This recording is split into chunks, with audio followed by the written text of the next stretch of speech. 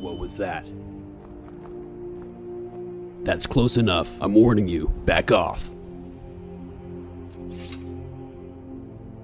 I guess I'll let you live.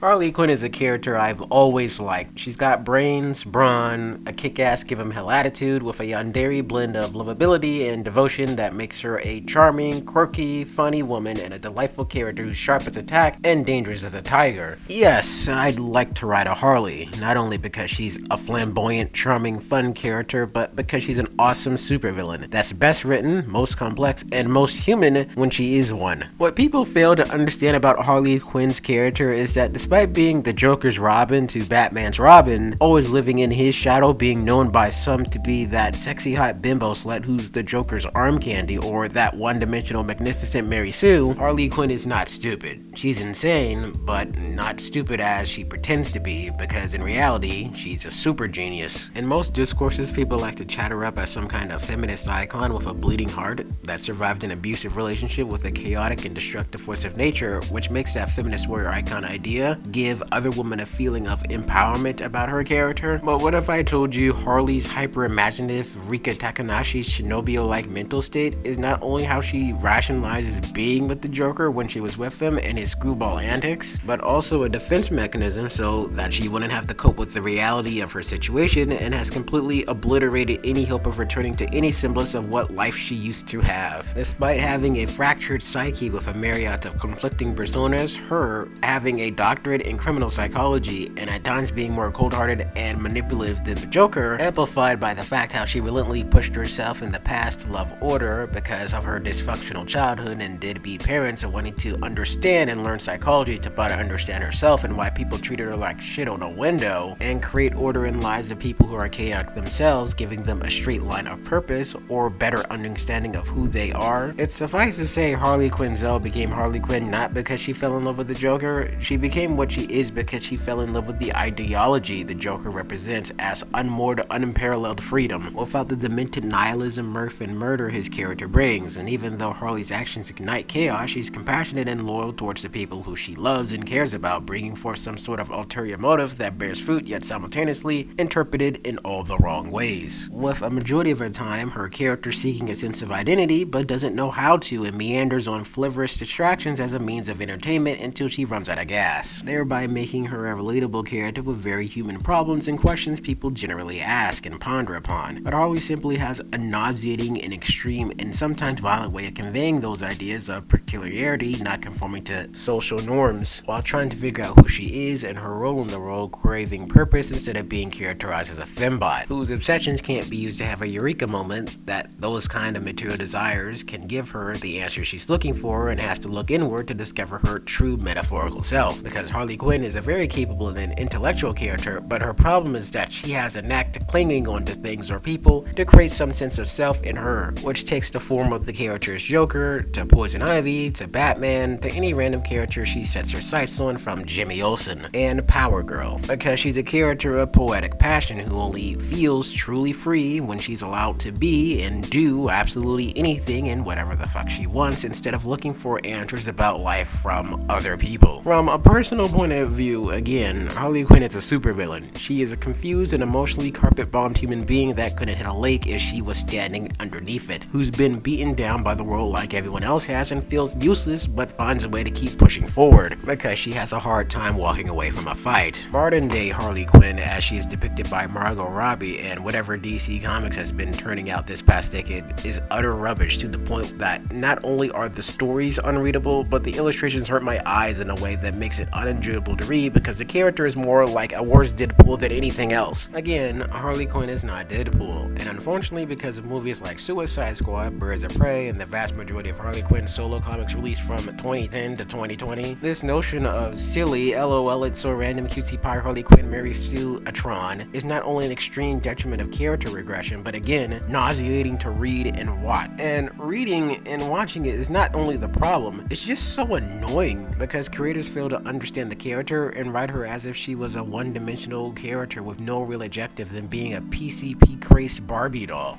with the content that doesn't have her this way being very little, but ranging from Batman White Knight, Batman Curse of White Knight, Batman Beyond White Knight, Harley Quinn the 2000 series, Joker and Harley Criminally Sanity, Harleen, Gotham City Sirens, and of course Batman the Animated Series. Everything else is garbage, and does the character a huge disservice, especially the movies. Please fix this, someone.